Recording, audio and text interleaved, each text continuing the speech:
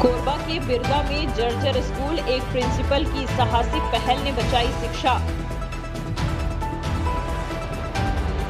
कोरबा जिले के ग्राम पंचायत बिरगा में स्थित शासकीय हाई स्कूल की हालत पिछले 4 वर्षों से दिन ब दिन बदतर होती जा रही है, लेकिन इस संकट के बीच एक प्रेरणादायक कहानी सामने आई है। यहाँ के प्रिंसिपल ने अपनी सूझबूझ और साहसिक प्रयासों से बच्चों की शिक्षा को जारी रखा है। इस स्कूल की इमारत धीरे धीरे एक खंडहर में तब्दील हो रही है। छतें टूट चुकी हैं, दीवारों में दरारें आ गई हैं और फर्श पर गड्ढे बन गए हैं। बारिश के मौसम में स्थिति और भी भयावह हो जाती है जब दीवारों से पानी टपकने लगता है। लेकिन इन कठिनाइयों के बावजूद प्रिंसिपल ने हार नहीं मानी। प्रिंसिपल ने अपनी सूझबूझ और नेतृत्व क्षमता का परिचय देते हुए एक अस्थायी लेकिन प्रभावी समाधान ढूंढ निकाला है। उन्होंने स्कूल के उन कमरों में क्लासेस बंद कर दी है जो जर्जर हालत में है और सुरक्षित कमरों में पढ़ाई शुरू करवाई है। इसके अलावा प्रिंसिपल ने स्थानीय समुदाय और पंचायत से सहयोग लेकर वैकल्पिक स्थानों पर कक्षाएं संचालित करवाई हैं। गांव के लोगों ने भी प्रिंसिपल के प्रयासों का समर्थन किया है। ग्रामीणों ने मिलकर एक याचिका तैयार की है और जिला प्रशासन के समक्ष प्रस्तुत की है। उनका कहना है कि यदि जल्द ही स्कूल की मरम्मत नहीं की गई तो वे आंदोलन करने के लिए भी तैयार हैं। स्कूल के प्रिंसिपल और शिक्षकों ने कई बार जिला शिक्षा अधिकारी और उच्चतर गांव के लोगों ने भी प्रिंसिपल के प्रयासों का समर्थन किया है। ग्रामीणों ने मिलकर एक याचिका तैयार की है और जिला प्रशासन के समक्ष प्रस्तुत की है। उनका कहना है कि यदि जल्द ही स्कूल की मरम्मत नहीं की गई तो वे आंदोलन करने के लिए भी तैयार हैं।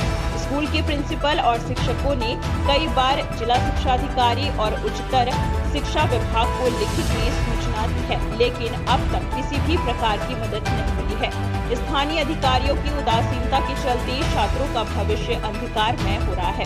इस पूरी स्थिति में प्रिंसिपल की सूझबूझ और दृढ़ संकल्प की तारीफ करनी होगी। उन्होंने इतने विपरीत परिस्थिति में भी बच्चों की शिक्षा को प्राथमिकता दी है। यह कहानी इस बात का प्रेरणा है कि एक व्यक्ति की दृढ़ संकल्प और सूझबूझ कितनी बड़ी बदलाव ला सकती है। संबंधित विभाग इस गंभीर स्थिति को ध्यान में रखकर कोई ठोस कदम उठाएंगे या फिर यह स्कूल ऐसे ही जर्जर हालत में चलता रहेगा। सर, मेरा नाम है सुधीर चंद्र आशावान, प्राचार्य शासकीय हायर सेकेंडरी स्कूल बिरगा, विकास खंड कटघोरा और जिला कोरबा। देखिए, मेरे विद्यालय में 2 स्टोरी है, एक ग्राउंड फ्लोर है और फर्स्ट फ्लोर है ना। तो ग्राउंड फ्लोर में मेरे यहाँ ऐसी कोई समस्या है नहीं, परंतु फर्स्ट फ्लोर में आप जैसे जाएंगे तो वो फर्स्ट फ्लोर का जो ऊपर वाला छत है वो छत से पानी लीकेज होता है मेरे सब कमरे में। तो जितने कमरे में पानी ज़्यादा लीकेज हो रहा है तो इस कारण से जो प्लास्टर हैं वो क्या है नीचे झड़ रहे हैं। तो हाँ, ये लीकेज हम लोग 3 या 4 साल से फेस कर रहे हैं इसको। जब पानी ज़्यादा गिरता है तो ऐसा होता है। 3 से 4 साल से फेस कर रहे हैं। क्या इसके प्रति उचित जो भी आपके संबंधित विभाग जी कोई कदम नहीं उठाए?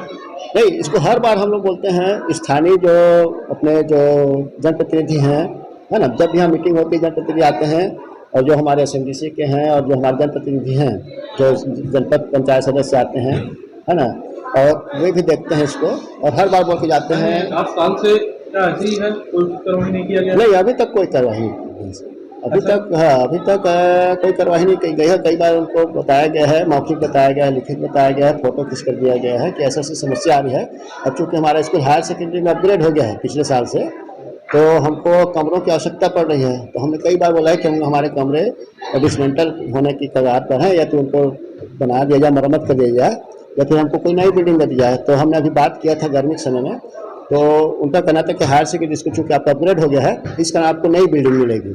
तो थोड़ा सा और वेट करेंगे, क्योंकि हायर सेकेंडरी में नई बिल्डिंग, नए लैब सब सेक्शन होते हैं गवर्नमेंट से। तो हम वेट कर रहे हैं। बिल्डिंग मिलेगा और आपकी कंप्लेंट्स पर ध्यान नहीं दिया है, आपके विभाग आप पे ध्यान नहीं दे रहे हैं, ये कितनी बड़ी बात? नहीं, ऐसी बात नहीं सर। क्या है, मेरे अधिकारी जो हैं वो किसी न किसी बांध में बंधे होंगे।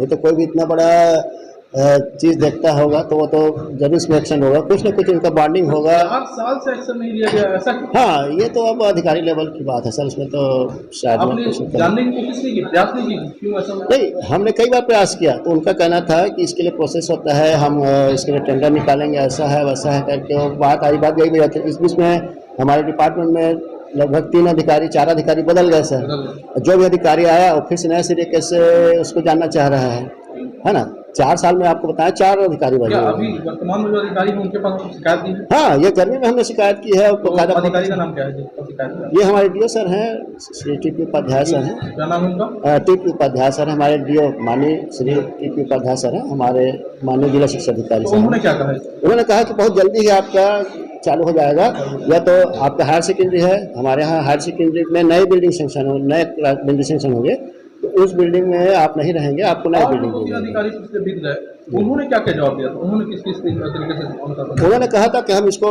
देख के भी गए थे, बनवा देंगे बोले थे, है ना, बनवा देंगे बोले थे। या उन्होंने एक अधिकारी ने कहा था कि सीपेज आपका छत से होता है तो आप अपने स्तर से छत में प्लास्टिक लगाइए, ऐसे लगाइए। तो हमने प्लास्टिक लगाया था, परंतु अब 4 बजे के बाद स्कूल बंद हो जाता है, हवाएं चलती है रात को, तो प्लास्टिक सब उड़ के फड़ फुड़ के उड़ गए। एक बार हमने प्लास्टिक पूरा लगवाया था ऊपर पे, है ना। जैसे एक अधिकारी ने हमको वो दिया था, निर्देश दिया था कि प्लास्टिक पूरे कमरे छत पे बिछवा दीजिए, क्योंकि आपको प्रॉब्लम वहीं पर है।